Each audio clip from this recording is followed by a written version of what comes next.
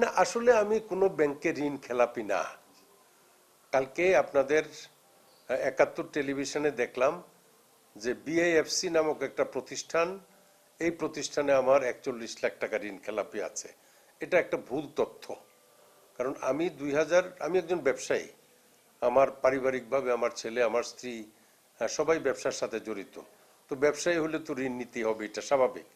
কিন্তু এই যে ঋণের কথা যেটা উল্লেখ করে আপনাদের টেলিভিশনে প্রচার করা হয়েছে, বাংলাদেশ ব্যাংকের সিআইবি রিপোর্ট থেকে কি তথ্য পেয়ে, বাংলাদেশ ব্যাংকের সিআইবি রিপোর্টে কি আছে না আছে এটা আমি একজন গ্রাহক হিসাবে জানার কথা না।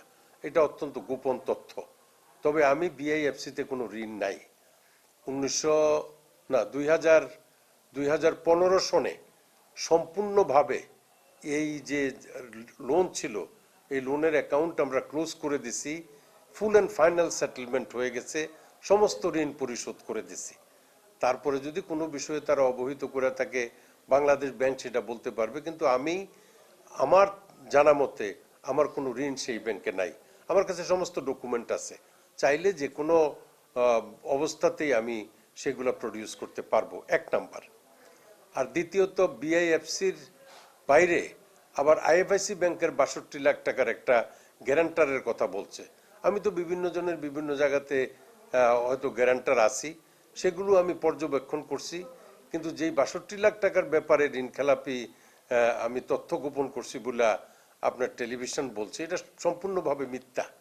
মিথ্যা এই কারণে যে ৬২ লাখ টাকার গ্যারান্টার ছিলাম সেটা অনেক আগে পেমেন্ট করে সেই বিষয়গুলো নিষ্পত্তি করা হয়েছে। সুতরাং আমি ঋণ খেলাপি না, কোনো ব্যাংকের কাছে আমি দায়ী না, কোনো ব্যাংক আমার কাছে কোনো টাকা পাবে না।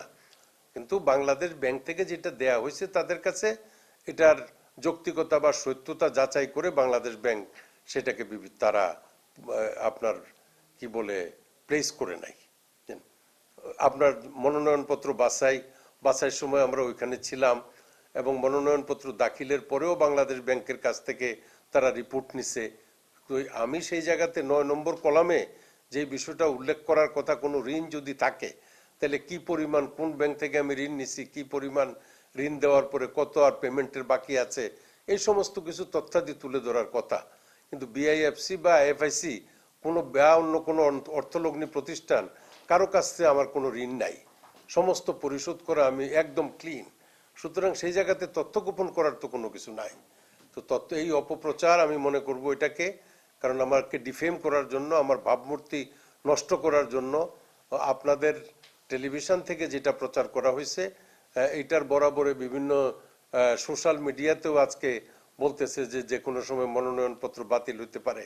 তো মনোনয়নপত্র বাতিল হওয়ার কোনো সুযোগ নাই ইনশাল্লাহ, কারণ আমি কোনো ঋণ খেলাপি না এবং কোনো তথ্য গোপন করি নাই।